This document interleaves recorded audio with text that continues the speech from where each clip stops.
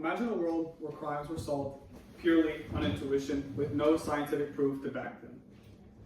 Now, many cases relied on unreliable witness testimonies and circumstantial evidence. However, since the 1900s, forensic science has advanced dramatically, transforming criminal investigations and ensuring that no one gets wrongly convicted. Today, I'll take you through the key advancements, including DNA analysis, fingerprinting, and just how these developments have been revolutionized and digitalized.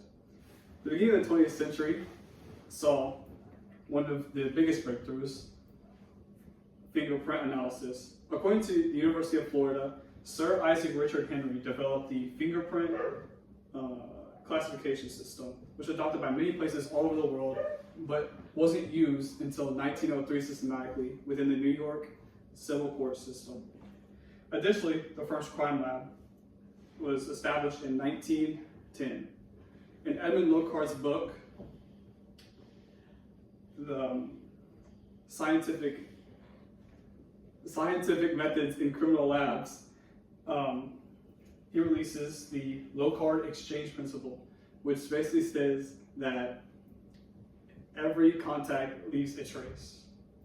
And with the new advancement of forensic science, more delicate branches of science were established, such as forensic toxicology, which was founded by these two people, Charles Norris and Alexander Getter.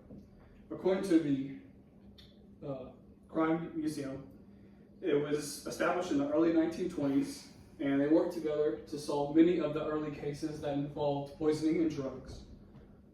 Now, in the 1920s and 1930s, we saw major advancements in firearm detection, where they basically take the bullets from the guns and look at the serial numbers. So it's easier because Calvin Hooker Goddard developed the comparison microscope, which would basically allow them to look at two bullets from the same gun. Now, this was marked by the capability to associate bullets with specific guns, and according to Northwestern, he is the father of forensic ballistics. Now,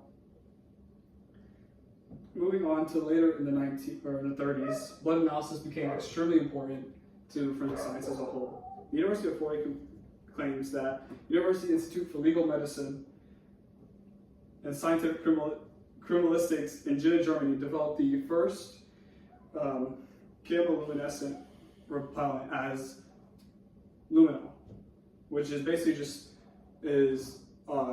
shows the blood and basically makes it easier to see in crime scenes. Now, in the late 20th century, forensic science went through a major change.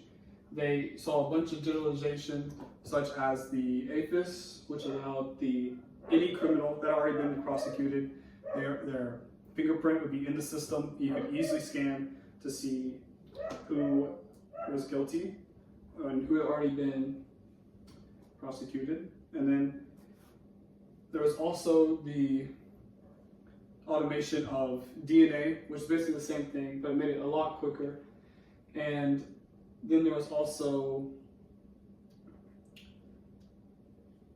the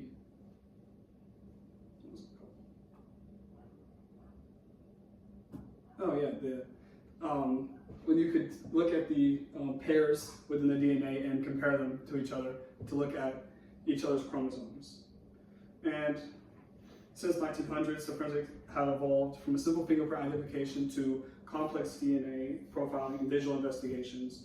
Each advancement has brought us closer to solving crimes quicker, better, with more precision, reducing wrongful convictions. As technology continues to advance, the future of forensic science will undoubtedly bring more people to justice. Why did you laugh?